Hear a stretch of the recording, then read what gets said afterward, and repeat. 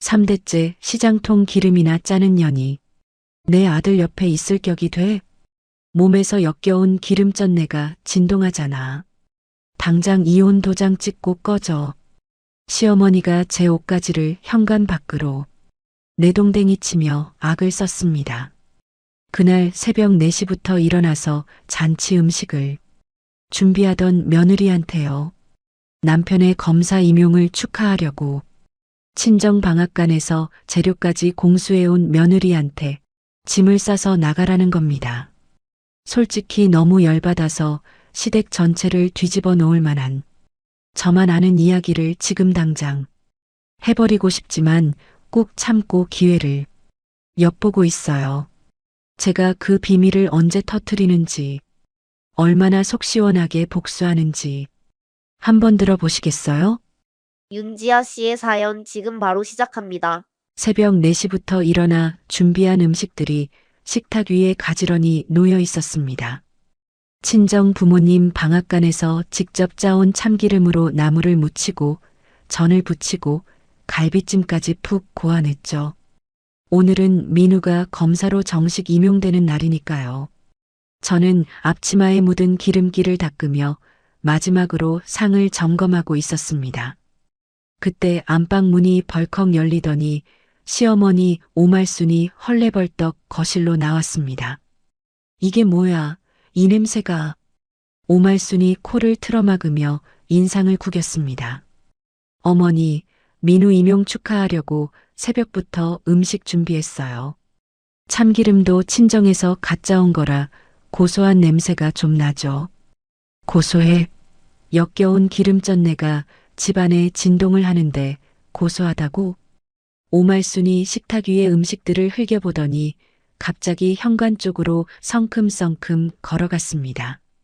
저는 무슨 일인가 싶어 뒤를 따라갔는데 오말순이 제 신발장 위에 놓아둔 가방을 움켜쥐더니 현관문을 벌컥 열고 복도 바닥에 내동댕이 쳤습니다.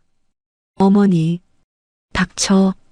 오말순이 다시 안으로 들어와 옷방 문을 열더니 제 옷가지들을 양팔 가득 끌어안아 밖으로 내던지기 시작했습니다.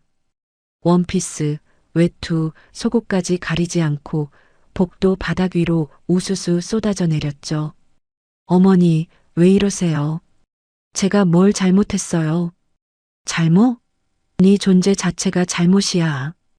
오말순이 마지막 옷뭉치를 집어 던지고는 땀을 훔치며 저를 노려봤습니다. 3대째 시장통에서 기름이나 짜는 집안년이 내 아들 옆에 있는 꼴을 더는 못 보겠어. 몸에서 기름전내가 뼈까지 베어가지고. 어머니, 그 기름집에서 번 돈으로 민우 사법시험 학원비 대고 이 집 월세도 냈어요. 그래서 그거 은혜라도 되는 줄 알아? 오말순이 제 어깨를 밀치며 현관 쪽으로 몰아세웠습니다. 이제 내 아들은 검사야, 검사. 격에 맞지 않는 년은 당장 이혼 도장 찍고 꺼져. 그 소란에 옆방에서 자고 있던 시댁 친척들이 하나둘 몰려 나왔습니다. 큰 고모, 작은 삼촌, 사촌 형부까지 잔치 전날 모여있던 사람들이죠. 저는 누군가가 말려주길 기대했습니다. 고모님, 저 좀 말려주세요. 큰 고모가 팔짱을 낀 채 혀를 찼습니다. 에이, 지아야. 개천에서 용났으면 낡은 집시는 벗어줘야지. 니도 눈치껏 알아서 빠져야 할 거 아니야. 작은 삼촌이 벽에 기대서며 킥킥 웃었습니다. 형수님 말이 맞아. 검사 부인이 기름 냄새 풍기고 다니면 민우 체면이 뭐가 되겠어. 피가 거꾸로 솟는 기분이었습니다. 그때 현관문이 열리며 민우가 들어왔습니다. 저는 반사적으로 민우를 향해 돌아섰는데 민우의 팔에 낯선 여자가 매달려 있었습니다. 머리부터 발끝까지 명품으로 휘감은 젊은 여자가 입꼬리를 비틀며 저를 위아래로 훑어봤죠. 민우 씨, 여기가 지금 살고 있는 집이에요? 좀 좁네. 민우야, 이게 뭐야? 저 여자가 누구야? 민우가 제 눈을 똑바로 쳐다보며 입을 열었습니다. 지아야, 이쪽은 수연이야. 한영 로펌 대표 딸이지. 위자료는 줄 테니까 짐 챙겨서 조용히 나가줘. 담담하게 미안함이라곤 한 톨도 없이 내뱉는 말이었습니다. 수연이라는 여자가 오말순에게 다가가 어깨를 주물렀습니다. 어머니, 앞으로 제가 잘 모실게요. 저 정도 집안은 되어야 검사 남편 앞길을 열어드릴 수 있죠. 수연이 저를 돌아보며 코웃음을 쳤습니다. 언니, 그 앞치마 좀 벗어요. 기름 냄새가 여기까지 나네. 온 가족이 킥킥대며 웃었습니다. 저는 주먹을 꽉 쥐었다가 천천히 손을 펼쳤습니다. 사실 저는 알고 있었습니다. 최 반장 삼촌이 2주 전에 알려줬죠. 저 여자의 본명은 수연이 아니라 박정미, 타깃의 허영심을 노려 돈을 뜯어내는 전문 꽃뱀이라는 거리요. 저는 가방에서 미리 준비해둔 협의 이혼 서류를 꺼내 도장을 찍었습니다. 민우의 발 앞에 서류를 떨어뜨리며 말했죠. 원하는 대로 해줄게. 자리 비켜줄 테니 잘 살아. 현관 밖으로 나서며 흩어진 옷가지 위를 밟고 지나갔습니다. 엘리베이터 문이 닫히자마자 최 반장에게 전화를 걸었습니다. 삼촌 나야. 쥐새끼들이 미끼 물었어. 4명의 자산 분리 오늘 중으로 마무리해줘. 전화기 너머로 최 반장의 낮은 웃음소리가 들렸습니다. 알았다, 조카야. 깔끔하게 끝내놓을게. 저는 전화를 끊고 택시를 잡아 친정집으로 향했습니다. 부모님이 차려주신 따뜻한 된장찌개를 떠먹으며 저는 시계를 봤습니다. 집을 나선 지 정확히 1시간이 지나고 있었죠. 그 시각 민훈의 아파트 거실에서는 샴페인 병이 펑 소리를 내며 터졌습니다. 오말순이 유리잔을 들어올리며 수연의 손을 꼭 잡았죠. 아이고, 우리 새 며느리. 이렇게 반가울 수가. 자, 검사 아들 임용 축하해. 우리 수연이 환영까지 건배. 민우가 수연의 허리를 감싸며 잔을 부딪혔습니다. 수연아, 고생했어. 이제 시작이야. 민우 씨, 오늘이 딱 좋은 타이밍이에요. 수연이 샴페인을 한 모금 머금고는 스마트폰을 꺼내 화면을 보여줬습니다. 강남 도곡동 최고급 펜트하우스 급매물이 방금 올라왔어요. 시세보다 5억이나 싸요. 오말순의 눈이 번쩍 뜨였습니다. 5억이나 싸다고? 네, 어머니. 근데 이게 오늘 안에 가계약금이랑 중도금을 넣지 않으면 내일 다른 사람한테 넘어가요. 아까 부동산 사장님이 저한테만 먼저 귀띔해 준 거거든요. 민우가 수연의 어깨에 턱을 괴며 물었습니다. 얼마나 넣어야 돼? 가계약금 3천에 중도금 2억이면 일단 잡아놓을 수 있어요. 나머지는 제가 아빠한테 말해서 메꿀게요. 오말순이 벌떡 일어나며 소파 쿠션 밑에서 스마트폰을 꺼냈습니다. 2억 3천이면 되는 거지? 내가 평생 모은 게 있어. 어머니, 진짜요? 역시 어머니는 뭐가 달라. 수연이 오말순의 팔을 잡으며 눈을 반짝였습니다. 오말순이 떨리는 손으로 뱅킹 앱을 열었습니다. 정기예금 1억 2천, 적금 3개 합쳐서 8천만 원. 해지 버튼을 누를 때마다 이자가 날아갔지만 오말순은 눈 하나 깜짝하지 않았죠. 민우야, 엄마 거 2억 나왔다. 나머지 3천은 네가 맺고. 민우가 고개를 끄덕이며 자기 스마트폰을 열었습니다. 나 임용되자마자 마이너스 통장 한도 뚫어놨어. 5천까지 되니까 3천은 바로 빼면 돼.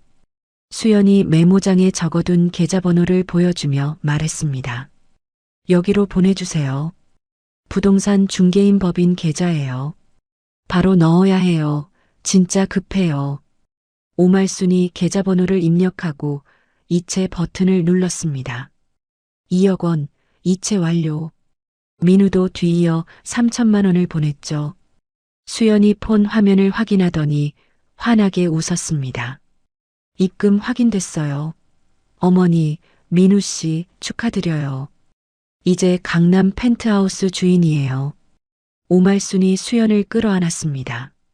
아이고, 기특해라. 내 새 며느리 덕에 팔자를 고치네. 수연이 오말순의 품에서 빠져나오며 핸드백을 들었습니다. 잠깐 부동산 사장님한테 전화 좀 하고 올게요. 주차장이 통화가 잘 터져서요. 그래, 갔다 와. 수연이 하이힐 소리를 또각또각 내며 현관문을 나섰습니다. 오말순과 민우는 남은 샴페인을 따르며 강남 펜트하우스의 인테리어를 이야기했죠. 30분이 지났습니다. 1시간이 지났습니다. 민우가 시계를 보며 수연에게 전화를 걸었습니다. 신호음 대신 기계음이 흘러나왔죠. 없는 번호입니다. 민우가 다시 걸었습니다.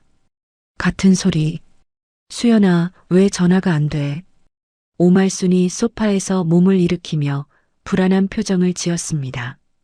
왜 그래, 민우야? 무슨 일 있어? 전화가 안 터지나 봐요. 잠깐만요. 민우가 현관으로 뛰어나가 주차장을 뒤졌습니다. 수연이 타고 온 흰색 외제차가 사라져 있었죠. 민우가 아파트 경비실로 달려갔습니다. 아까 흰색 외제차 나간 거 봤어요? 경비원이 고개를 끄덕였습니다. 1시간 전에 뒷문으로 빠졌는데요. 민우의 얼굴에서 핏기가 빠졌습니다.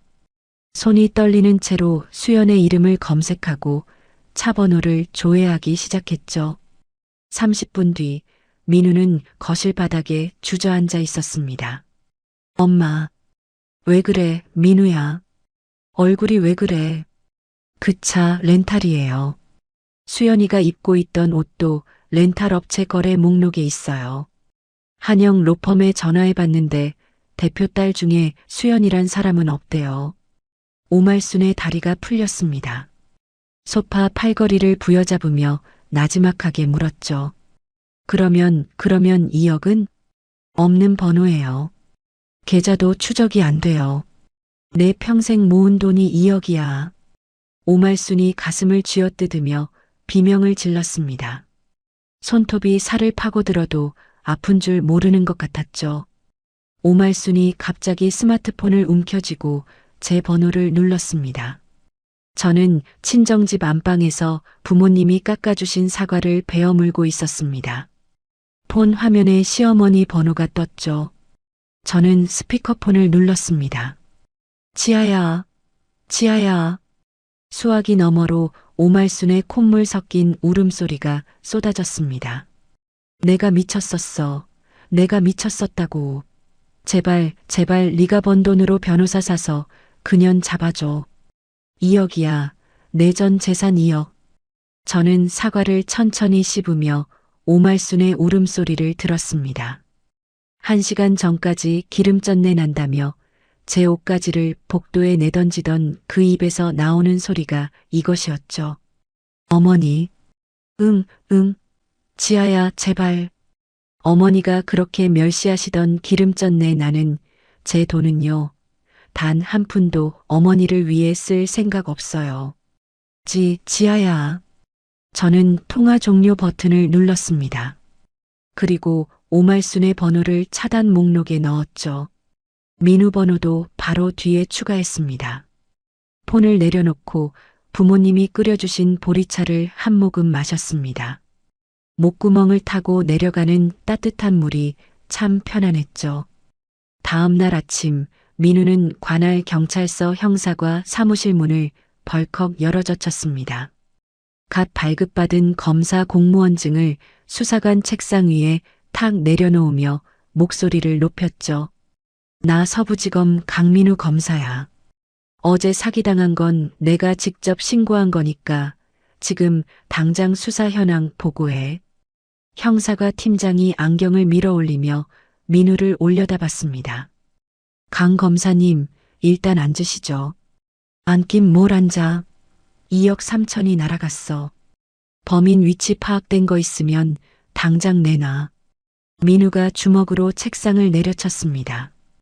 형사가 팀장이 자리에서 일어나 서류 한 뭉치를 집어들었습니다. 강 검사님, 그 사기범 박정미 말입니다. 검사님 것만 있는 게 아닙니다. 뭐? 박정미가 도주 전에 검사님 공무원증이랑 명함을 다른 피해자들한테 보여줬습니다. 이 사람이 내 뒷배라고요. 민우의 입이 벌어졌습니다. 그게 무슨 소리야? 형사과 팀장이 서류를 민우 앞에 펼쳤습니다. 피해자가 현재까지 6명 더 나왔고 피해 금액 합산 14억입니다. 전부 강 검사님이 보증을 섰다고 믿고 돈을 보낸 사람들이에요. 나는 보증 선 적 없어. 그년이 멋대로 한 거라고. 그건 수사를 해봐야 알 일이고 지금 상황이 상황이니까 검사님도 참고인이 아니라 피의자 쪽으로 분류될 수 있습니다. 민우가 뒷걸음질 쳤습니다. 형사과 팀장이 담담한 목소리로 이어갔죠. 공범이나 방조 혐의로 입건될 수 있다는 뜻입니다. 변호사 선임하시는 게 좋을 겁니다. 민우의 무릎이 후들거렸습니다. 경찰서를 빠져나온 민우의 등 뒤로 복도에서 수군거리는 형사들의 목소리가 따라붙었죠. 야, 걔 진짜 검사 맞아? 임용된 지 하루 만에 사기 공범이래. 그날 오후 소문을 들은 피해자들이 민우의 소속 검찰청 로비로 몰려들었습니다. 피켓을 들고 고함을 질렀죠. 사기꾼 검사 강민우 파면하라. 내 돈 14억 물어내라. 기자들의 카메라 플래시가 쉴 새 없이 번쩍였습니다. 그날 저녁 뉴스 헤드라인에 민우의 이름이 올라갔죠. 임용 첫날 사기 공범 의혹, 초임 검사의 추락이라는 자막과 함께요. 대검찰청 감찰본부가 즉각 특별 내사팀을 꾸렸습니다. 민우의 계좌 내역, 통신 기록, 모든 것이 압수수색 대상에 올랐죠. 한편 같은 시각 친정 방앗간 앞이 시끄러워졌습니다. 저는 참기름병에 라벨을 붙이다 말고 고개를 들었죠. 오말순이 시장 입구에서부터 비명을 지르며 뛰어오고 있었습니다. 윤지아, 이 독한 년아, 나와. 오말순이 방앗간 앞에 도착하더니 맨바닥에 털썩 주저앉았습니다. 지나가던 상인들이 하나둘 발걸음을 멈추고 구경하기 시작했죠. 2년이 재산을 숨겼어. 내 며느리가 돈을 빼돌렸다고. 오말순이 바닥에 드러누우며 두 발을 버둥거렸습니다. 억지 울음을 짜내며 목청을 높였죠. 아이고, 내 팔자야. 독한 며느리한테 전 재산을 뜯기고 이 늙은이가 굶어 죽게 생겼어. 주변 상인들의 반응은 싸늘했습니다. 생선가게 박 사장이 팔짱을 끼며 코웃음을 쳤죠. 어휴, 저 할머니 또 왔네. 맨날 며느리 기름전내 난다고 무시하더니 이제 와서 돈 내놓으라고? 옆에서 떡볶이를 팔던 김아주머니가 혀를 찼습니다. 쯧쯧, 쪽팔린 줄도 모르나 봐. 오말순이 방앗간 안으로 기어들어오려는 순간 시장 골목 저쪽에서 우렁찬 목소리가 울렸습니다. 거기 멈춰요, 아주머니. 최 반장이 순찰 조끼를 입은 채 성큼성큼 걸어왔습니다. 오말순의 앞을 가로막으며 낮은 목소리로 말했죠. 여기서 이러시면 업무 방해입니다. 일어나세요. 비켜. 내 며느리한테 할 말이 있다고. 전 며느리죠. 이혼 서류 도장 찍은 거 본인이 제일 잘 알 텐데. 오말순이 최 반장의 다리를 붙잡으려 했습니다. 최 반장이 능숙하게 오말순의 팔을 뒤로 잡아 바닥에 엎드리게 했죠. 경찰 부를게요. 가만히 계세요. 5분 뒤 출동한 경찰이 오말순을 일으켜 세워 순찰차에 태웠습니다. 오말순은 순찰차 뒷좌석에서도 유리창을 두드리며 소리를 질렀죠. 윤지아, 이거 안 끝나. 안 끝난다고. 저는 방앗간 안에서 참기름병 라벨을 마저 붙이며 순찰차가 떠나는 소리를 들었습니다.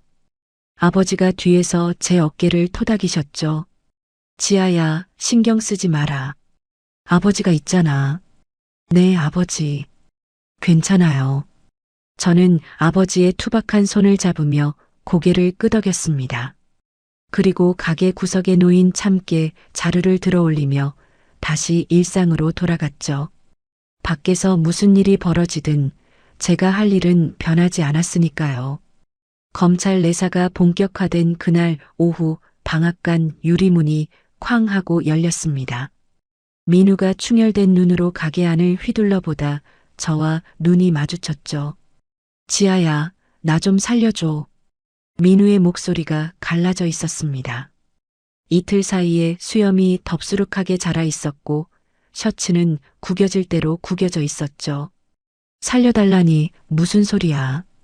이혼 서류 찢자. 아직 법원에 접수 안 했잖아. 그리고 가게 팔아서 피해자들이랑 합의할 돈 좀 만들어줘. 저는 참기름 병뚜껑을 닦던 손을 멈추고 민우를 올려다봤습니다. 방금 뭐라고 했어? 너한테 이렇게까지 부탁하기 싫은데 나 지금 진짜 끝장이야.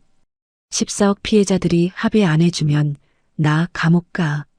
그래서 내 부모님 가게를 팔라고? 민우가 두 손으로 얼굴을 문질렀습니다. 아니, 그러니까 내가 나중에 다 갚을게. 검사 월급으로. 그 검사직이 아직 내 거라고 생각해? 민우의 눈이 흔들렸습니다. 저는 앞치마 주머니에서 접어둔 서류를 꺼내 민우의 가슴팍에 밀어 넣었죠. 오늘 오전에 법원에 접수했어. 이혼 소송이랑 위자료 청구. 민우가 서류를 펼쳐보더니 얼굴이 하얗게 질렸습니다. 지아야, 이러지 마. 제발. 나한테 부탁할 게 아니라 변호사한테 가. 민우의 턱이 딱딱하게 굳었습니다. 굽실거리던 눈빛이 순식간에 도끼로 바뀌었죠. 좋아, 그렇게 나오는 거지? 그러면 나도 생각이 있어. 민우가 스마트폰을 꺼내 화면을 제 눈앞에 들이밀었습니다. 맘카페에 방앗간 위생 상태 엉망이라고 글 올릴 거야. 국민신문고에도 구청 위생과에도 민원 넣을 거고 영업정지 먹으면 그때 후회해도 늦어. 협박이야, 지금? 협박이 아니라 경고지. 돈 안 내놓으면 이 가게 문 영원히 못 열어. 저는 민우의 얼굴을 가만히 들여다봤습니다. 한때 제가 새벽마다 도시락을 싸주던 사람의 얼굴이 맞나 싶을 정도로 일그러져 있었죠. 저는 고개를 돌려 벽에 걸린 액자를 가리켰습니다. 저거 보여? 민우의 시선이 액자로 향했습니다. 식약처 위생인증서 최고 등급 마크가 선명하게 박혀 있었죠. 한 달 전에 받았어. 세무장부도 10년치 다 정리되어 있고 민원 넣고 싶으면 마음대로 해. 민우의 입술이 파르르 떨렸습니다. 그래, 두고 보자. 민우가 몸을 돌려 가게를 나갔습니다. 저는 민우의 뒷모습을 보며 속으로 시간을 셌죠. 3일이면 민원이 들어올 거라고 예상했는데 민우는 그날 밤 바로 구청에 민원을 넣었습니다. 이틀 뒤 위생 단속반 2명이 방앗간을 찾아왔습니다. 안녕하세요. 구청 위생과입니다. 민원이 접수되어서 점검 나왔습니다. 저는 미리 준비해둔 서류 파일을 열어 보여줬습니다. 식약처 인증서, 원재료 입고, 장부 유통기한 관리표, 세무신고서까지.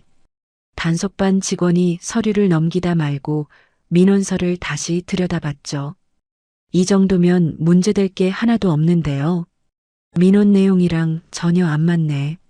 수고하셨습니다. 더 보실 거 있으세요? 아닙니다. 철수하겠습니다. 단속반이 돌아간 그날 저녁 민우가 다시 나타났습니다. 이번에는 술 냄새를 풍기며 비틀거리는 걸음이었죠. 가게 문을 발로 걷어차며 들어왔습니다. 야, 윤지야. 끝까지 이렇게 할 거야. 민우가 진열대 위에 참기름 병을 팔로 쓸어버렸습니다. 유리병이 바닥에 떨어져 깨지며 기름이 사방으로 튀었죠. 미쳤어. 민우가 제 멱살을 잡으려 달려드는 순간 뒤에서 굵은 팔뚝이 민우의 목덜미를 움켜쥐었습니다. 최 반장이 민우의 몸을 들어 올리다시피 하며 바닥에 내리꽂았죠. 꼼짝 마, 이 친구야. 민우가 바닥에 엎드린 채 버둥거렸지만 최 반장의 무릎이 등을 짓누르고 있었습니다. 삼촌, 고마워요. 녹화 다 되고 있지? 최 반장이 가게 천장 모서리를 턱으로 가리켰습니다.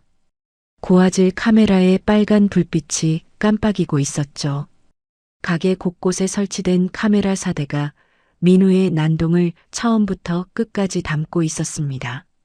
저는 바닥에 눌린 민우의 얼굴 앞에 쪼그려 앉았습니다. 민우야, 하나 더 알려줄까? 뭐야? 네가 그 꽃뱀한테 검사 신분증 빌려준 거 차량 블랙박스에 다 찍혀 있어. 네가 직접 건네주는 장면까지. 민우의 몸이 돌처럼 굳었습니다. 그걸 어떻게 해? 한 달 전에 내 차에서 복사해뒀지. 최 반장 삼촌이. 민우의 떨림이 바닥 타일로 전해져 올 정도였습니다. 이를 딱딱 부딪히며 고개를 비틀어 저를 올려다봤죠. 지아야, 제발. 그것만은 안 돼. 한 번만 봐줘. 내가 무릎 꿇을게. 저는 자리에서 일어나 스마트폰을 꺼내 112를 눌렀습니다. 여보세요. 시장 3번 골목 방앗간이요. 기물 파손하고 폭행 시도한 사람 좀 데려가 주세요. 10분 뒤 경찰 2명이 민우의 양팔을 잡아 일으켰습니다. 민우가 끌려나가며 뒤를 돌아봤죠. 지아야. 저는 대답하지 않았습니다. 대신 최 반장을 돌아보며 말했죠. 삼촌, 블랙박스 영상이랑 오늘 녹화본, 민원 협박 녹음까지 다 합쳐서 대검찰청 감찰본부로 보내줘요. 최 반장이 순찰 조끼 주머니에서 USB를 꺼내 흔들어 보였습니다. 벌써 복사해뒀지. 내일 아침 첫 번째로 접수시킬게. 저는 바닥에 깨진 유리 조각을 빗자루로 쓸어 담으며 기름 냄새를 맡았습니다. 고소한 참기름 냄새가 가게 안에 가득 퍼져 있었죠. 다음 날 아침 민우는 넥타이를 고쳐 매며 소속직업 로비로 들어섰습니다. 아무 일도 없었다는 듯 어깨를 펴고 걸었지만 로비 중앙에 검은 정장 차림의 남자 4명이 일렬로 서 있었죠. 강민우 검사님 맞으시죠? 감찰팀장이 앞으로 한 걸음 나서며 서류를 펼쳤습니다.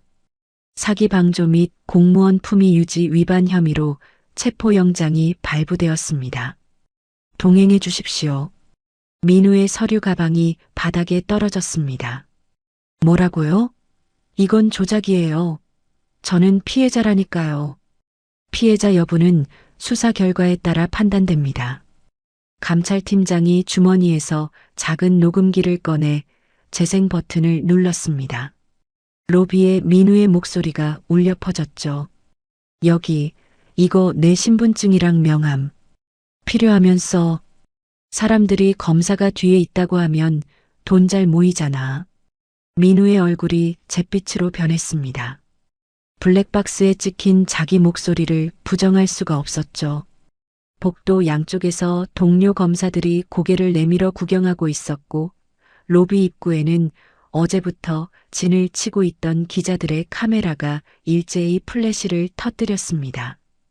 강 검사, 사기꾼과 공모한 거 맞습니까? 피해자들한테 할 말 없습니까? 민우가 얼굴을 가리려 했지만 감찰팀원 2명이 양쪽 팔을 잡아내렸습니다. 차가운 수갑이 양 손목에 채워졌죠.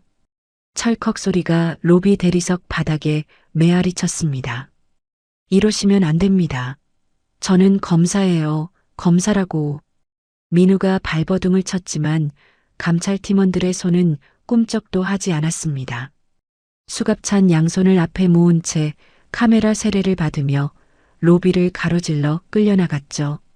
동료 검사들이 고개를 돌리며 눈을 피했습니다. 단 한 명도 민우를 위해 나서지 않았죠.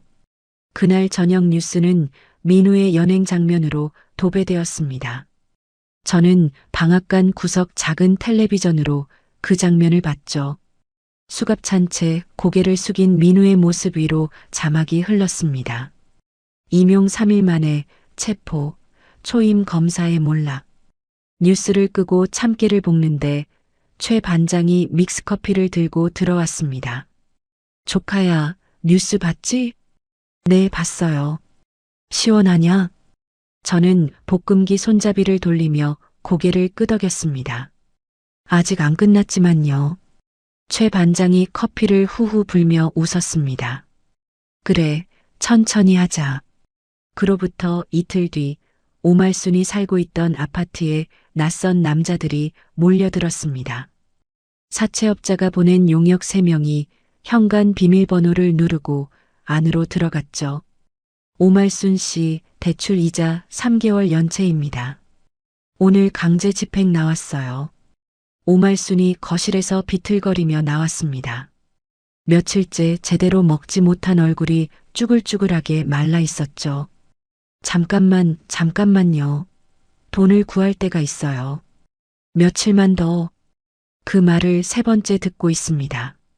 용역들이 거실을 돌아다니며 가구와 가전제품에 붉은색 딱지를 붙이기 시작했습니다.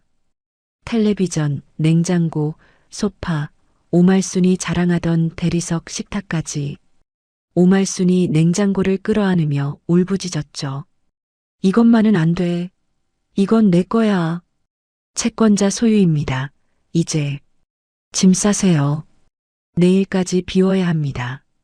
용역들이 오말순의 팔을 떼어내고 현관으로 짐을 나르기 시작했습니다. 옷가지와 이불이 복도 바닥에 쌓여갔죠. 며칠 전 제 짐을 내던졌던 그 현관 앞에 이번에는 오말순의 짐이 나뒹굴고 있었습니다. 오말순은 짐 더미 위에 주저앉아 머리카락을 쥐어뜯으며 통곡했습니다. 아이고, 내 팔자야. 그날 밤 오말순은 큰 고모 집 초인종을 눌렀습니다. 언니 나야. 며칠만 재워줘. 갈 데가 없어. 현관 너머로 큰 고모의 목소리가 들렸죠. 말순아, 미안한데 우리도 형편이 어려워. 다른 데 알아봐. 문이 열리지 않았습니다. 작은 삼촌 집도 사촌 형부 집도 마찬가지였죠. 초인종을 누르면 불이 꺼지고 전화를 걸면 신호만 울렸습니다. 제발 하룻밤만 재워달라고. 오말순이 작은 삼촌 집 앞에서 문을 두드리며 울었지만 안에서는 아무런 대답도 없었습니다. 새벽찬 공기가 얇은 카디건 사이로 파고들었죠. 오말순은 결국 아파트 단지 놀이터 벤치에 몸을 웅크렸습니다. 떨리는 손으로 얇은 옷깃을 여미며 이를 딱딱 부딪히는 소리만 어둠 속에 울렸죠. 저는 그 소식을 다음 날 최 반장에게 전해 들었습니다. 방앗간에서 부모님과 함께 참기름을 짜며 저는 들깨, 자루에 매듭을 풀었습니다. 볶음기가 돌아가는 소리, 기름이 한 방울씩 떨어지는 소리. 평범한 하루가 평범하게 흘러가고 있었죠. 며칠 뒤 아침 장사를 준비하던 저는 시장 입구 쪽에서 웅성거리는 소리를 들었습니다. 고개를 내밀어 보니 오말순이 비틀비틀 걸어오고 있었죠. 며칠 전과는 완전히 다른 모습이었습니다. 머리카락은 기름기에 엉겨 붙어 있었고 운동화 한쪽은 뒤축이 찢어져 있었죠. 오말순이 방앗간 앞에 멈춰서더니 유리문 너머로 저를 발견하고 두 손을 모았습니다. 지아야. 목소리에 힘이 하나도 없었습니다. 지아야, 밥 좀 줘. 3일째 못 먹었어. 저는 유리문 안쪽에서 오말순을 내려다봤습니다. 광대뼈가 툭 튀어나오고 입술이 갈라져 있었죠. 어머니, 여기 왜 또 왔어요? 제발 밥 한 공기만. 아니, 물이라도 한 잔만. 내가 잘못했어. 내가 잘못했다고. 오말순이 무릎을 꿇으려는 순간 뒤쪽에서 생선가게 박 사장이 양동이 물을 들고 나왔습니다. 야, 할머니. 여기 또 왔어? 장사 방해하지 말고 꺼져. 박 사장이 바닥에 물을 확 뿌렸습니다. 오말순의 찢어진 운동화가 흥건히 젖었죠. 떡볶이집 김아주머니가 가게 앞에 소금을 한 줌 뿌리며 소리쳤습니다. 재수 없어. 저번에도 바닥에 드러누워서 난리치더니 또 왔네 또 와. 오말순의 어깨가 움츠러들었습니다. 하지만 굶주림이 수치심보다 컸는지 오말순은 이를 악물고 방앗간 유리문을 밀어 열려 했죠. 지아야 제발 굶어 죽게 생겼다고. 그때 시장 골목 끝에서 최 반장의 목소리가 울렸습니다. 오말순 씨 거기서요. 최 반장이 믹스커피 캔을 한 손에 든 채 성큼성큼 다가왔습니다. 오말순의 손목을 가볍게 잡아 유리문에서 떼어놓으며 벽 쪽으로 밀었죠. 또 이러시면 안 된다고 했잖아요. 나는 밥만 좀 얻으려고 밥만. 여기서는 안 됩니다. 최 반장이 오말순을 벽에 기대 세우고 저를 돌아봤습니다. 조카야, 그거 가져와. 저는 카운터 서랍에서 서류 한 장을 꺼냈습니다. 따뜻한 믹스커피를 한 모금 마시고 가게 밖으로 나갔죠. 오말순의 얼굴 앞에 서류를 펼쳐 보였습니다. 어머니, 이거 보여요? 오말순이 초점 없는 눈으로 종이를 들여다봤습니다. 뭐야 이게. 어제 법원에서 발부받은 접근금지 명령이에요. 저한테 100m 안으로 못 들어와요. 이 가게에도요. 오말순의 눈이 커졌습니다. 그게 무슨. 나는 밥만 달라고. 밥이 필요하시면 다른 데 가세요. 어머니가 그렇게 아끼시던 새 며느리한테 가서 밥을 빌어먹든지. 오말순의 입이 벌어졌다 닫혔습니다. 아무 말도 나오지 않는 것 같았죠. 저는 서류를 접어 앞치마 주머니에 넣으며 몸을 돌렸습니다. 그 순간 시장 입구 쪽에서 굵은 목소리 2개가 들렸습니다. 오말순 씨 여기 있다며. 맞아, 저기 있다. 가죽 점퍼를 입은 남자 둘이 시장 골목으로 들어서며 오말순을 향해 걸어왔습니다. 사채업자 쪽 사람들이었죠. 오말순 씨, 이자가 4개월째 밀렸어요. 오늘은 그냥 안 갑니다. 덩치 큰 남자가 오말순의 카디건 깃을 움켜쥐었습니다. 오말순이 비명을 지르며 제 쪽으로 달려왔죠. 지아야, 살려줘. 제발. 오말순이 제 바지 끝자락을 붙잡았습니다. 저는 한 발 물러서며 다리를 빼냈죠. 어머니, 손 놓으세요. 접근금지 위반이에요. 지아야, 나 죽어. 저 사람들한테 죽는다고. 최 반장이 이미 전화기를 귀에 대고 있었습니다. 여보세요. 시장 3번 골목이요. 접근금지 명령 위반자 있고 채권 추심 과정에서 소란도 있습니다. 네, 빨리 와주세요. 5분 뒤 경찰 2명이 도착했습니다. 사채업자 쪽 남자들은 경찰을 보자 손을 놓고 한 발 물러섰죠. 오말순 씨 접근금지 명령 위반으로 현행범 체포합니다. 같이 가시죠. 경찰이 오말순의 팔을 잡아 일으켰습니다. 오말순이 온몸을 비틀며 소리쳤죠.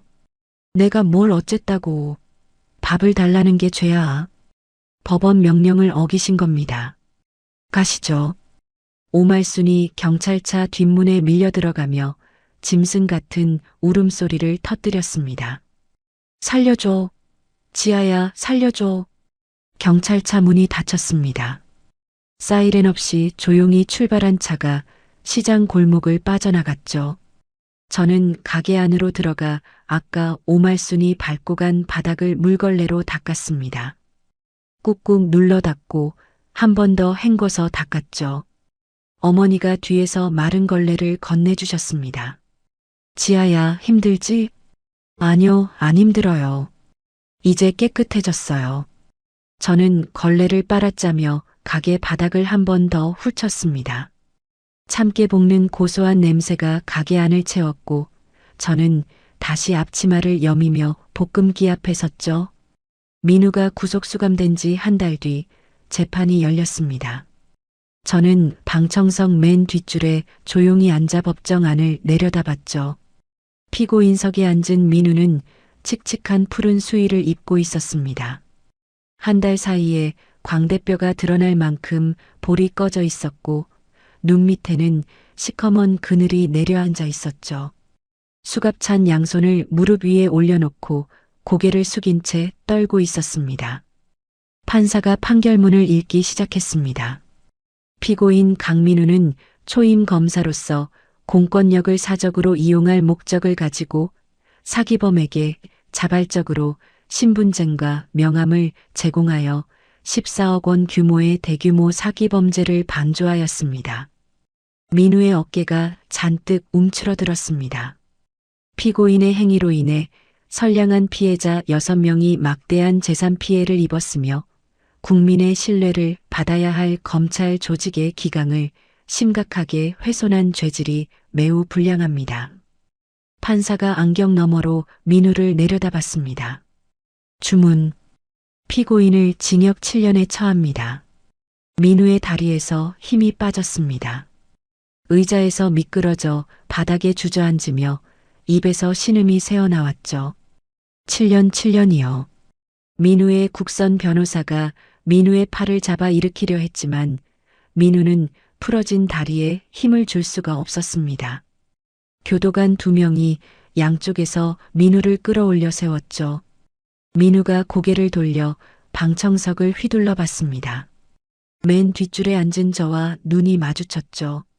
민우의 입술이 달싹거렸지만 저는 아무런 표정 없이 그 시선을 받아냈습니다. 교도관에게 양팔이 잡힌 채 법정 연문으로 끌려나가는 민우의 뒷모습을 끝까지 지켜봤죠. 형사 재판이 끝난 직후 같은 법원 다른 법정에서 가사 재판이 열렸습니다. 유책 배우자를 상대로 한 이혼 및 위자료 청구 소송. 민우 측에서는 아무도 출석하지 않았죠. 판사가 짧게 판결문을 읽었습니다. 원고의 청구를 전부 인용합니다. 저는 법정을 나서며 변호사에게 물었습니다. 위자료 집행은 언제 가능해요? 상대방 재산이 거의 없어서 시간이 걸릴 수 있지만 남아있는 거 하나하나 다 찾아서 회수해드리겠습니다. 부탁드려요. 한 푼도 남기지 마세요. 법원 계단을 내려오며 저는 깊게 숨을 들이마셨습니다. 법적으로 완전히 남남이 된 첫 번째 호흡이 폐를 가득 채웠죠. 그로부터 2달이 지났습니다. 오말수는 파산 선고를 받았다는 소식이 들려왔죠. 모든 재산을 잃고 경제적 권리마저 박탈당한 채 무료 급식소와 노숙인 센터를 전전하고 있다고 했습니다. 어느 겨울 아침 제가 거래처에 참기름을 배달하고 돌아오는 길이었습니다. 신호에 걸려 차를 멈췄는데 블랙박스 화면에 낯익은 뒷모습이 스쳐 지나갔죠. 낡은 패딩을 주워 입은 오말순이 폐지가 가득 실린 리어카를 끌고 있었습니다. 빙판길 위에서 미끄러질 듯 발을 질질 끌며 힘겹게 나아가고 있었죠. 신호가 바뀌었고 저는 악셀을 밟았습니다. 며칠 뒤 최 반장이 방앗간에 들러 믹스커피를 타며 말했습니다. 조카야, 그 꽃뱀 잡았다더라. 진짜요? 부산항에서 밀항하려다 덜미 잡혔어. 내가 경찰 쪽에 제보 넣어놨던 게 먹혔지. 최 반장이 커피를 호호 불며 웃었습니다. 걔도 이제 수에 입겠네. 저는 참기름 병에 라벨을 붙이며 고개를 끄덕였습니다. 다 끝난 거죠, 삼촌? 그래, 다 끝났어. 저는 완성된 참기름 병을 진열대에 올려놓았습니다. 그날 저녁 시장 단골 국밥집에서 부모님과 최 반장 삼촌이 마주 앉았죠. 아버지가 소주병을 따며 말씀하셨습니다. 자, 오늘은 우리 지아 고생 끝난 거 축하하자. 4개의 소주잔이 경쾌하게 부딪혔습니다. 국밥 김이 모락모락 피어오르는 허름한 식당 안에서 저는 오랜만에 마음 편히 웃었죠. 소주가 목을 타고 내려가는 맛이 참 개운했습니다. 그로부터 6개월이 흘렀습니다. 친정 방앗간 참기름이 입소문을 타기 시작한 건 한 유명 먹방 유튜버가 우리 기름을 쓰면서부터였죠. 주문 전화가 쉴 새 없이 울렸고 온라인 쇼핑몰에 올린 상품은 매번 올리자마자 품절이 됐습니다. 지아야, 오늘도 택배가 200개가 넘어. 어머니가 송장을 붙이다 말고 허리를 펴며 말씀하셨죠. 어머니, 이제 시장에서만 하기엔 좁아요. 저는 한 달간 발품을 팔아 찾아낸 건물 계약서를 부모님 앞에 펼쳤습니다. 강남 번화가 4층짜리 상가 건물. 그동안 모아둔 현금과 위자료로 회수한 돈을 합치면 충분했죠. 여기 1층은 매장, 2층은 사무실, 3층은 제조공간, 4층은 창고로 쓸 거예요. 아버지가 계약서를 들여다보시다 안경을 벗으며 눈시울을 붉히셨습니다. 우리 지아가 이런 걸 다 하네. 아버지 어머니가 30년 넘게 지켜온 참기름이잖아요. 저는 그걸 좀 더 넓은 데서 파는 것뿐이에요. 계약서에 도장을 찍은 날 저는 시장 골목을 천천히 걸어 나왔습니다. 3대째 기름을 짜온 이 좁은 골목이 저를 여기까지 데려다 준 거죠. 한 달 뒤 새 건물 1층 매장에 간판이 올라갔습니다. 세련된 인테리어에 참기름, 들기름, 각종 견과류 제품이 진열된 플래그십 스토어였죠. 2층에는 제 이름을 건 식품회사 사무실이 자리 잡았습니다. 오픈식 날 아침 건물 앞에 대형 화환들이 줄지어 도착했습니다. 최 반장이 가장 먼저 왔죠. 믹스커피 대신 오늘은 양복을 차려입고 왔습니다. 조카야, 멋지다 멋져. 최 반장이 건물을 올려다보며 입꼬리를 올렸습니다. 삼촌, 양복 입으니까 딴 사람 같아요. 야, 조카 오픈식인데 순찰 조끼 입고 오면 되겠어? 시장 상인들도 하나둘 도착했습니다. 생선가게 박 사장, 떡볶이집 김아주머니, 철물점 이 사장까지. 다들 투박한 손으로 화분을 들고 와서 매장 앞에 놓아줬죠. 어머니가 앞치마를 벗고 오늘을 위해 새로 사신 외출복을 입고 오셨습니다. 아버지도 낡은 작업복 대신 깔끔한 남방을 차려입으셨죠. 우리 딸 참 장하다. 어머니가 매장 안을 둘러보시다 눈물을 글썽이셨습니다. 아버지가 어머니 어깨를 감싸며 고개를 끄덕이셨죠. 저는 매장 뒤편 탈의실에서 낡은 앞치마를 꺼냈습니다. 기름때가 배어 누렇게 변색된 앞치마. 민우를 뒷바라지하던 수년간 매일 두르고 있던 것이죠. 저는 그 앞치마를 쓰레기통에 넣고 뚜껑을 닫았습니다. 대신 옷걸이에 걸어둔 맞춤 정장을 입었습니다. 어깨선이 딱 맞았고 거울 속에 제가 낯설면서도 당당했죠. 오픈식이 끝나고 기자 2명이 인터뷰를 요청했습니다. 시장 기름집에서 시작해 연 매출 수십억 식품 기업까지 비결이 뭔가요? 특별한 비결은 없어요. 부모님이 30년 넘게 지켜온 정직한 맛을 그대로 가져온 것뿐이에요. 기사가 나간 뒤 경제지 2곳에서 추가 취재 요청이 들어왔습니다. 표지 촬영까지 하게 됐죠. 카메라 앞에서 저는 참기름 병을 들고 웃었습니다.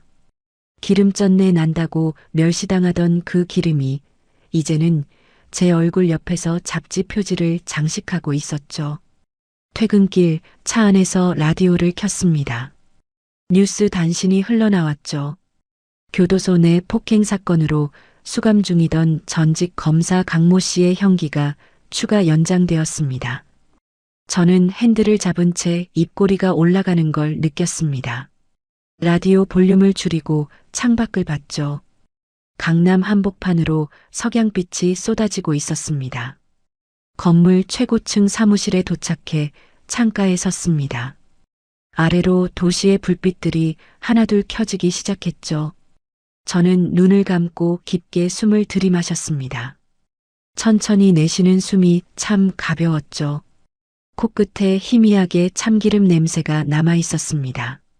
누군가에게는 쩐내였지만 저에게는 부모님의 땀이고 제 인생의 뿌리였죠. 저는 창밖을 내려다보며 조용히 웃었습니다. 서름을 꾹꾹 눌러 참으며 살아오신 분들, 내 가치를 몰라주는 사람 곁에서 한설인 세월을 보내신 분들, 여러분의 정직한 땀방울은 절대 배신하지 않습니다. 늦었다고 생각하실 때가 가장 빠른 때라고 저는 그렇게 믿습니다. 오늘 사연이 통쾌하셨다면 주인공에게 칭찬 한마디만 달아주시면 감사하겠습니다.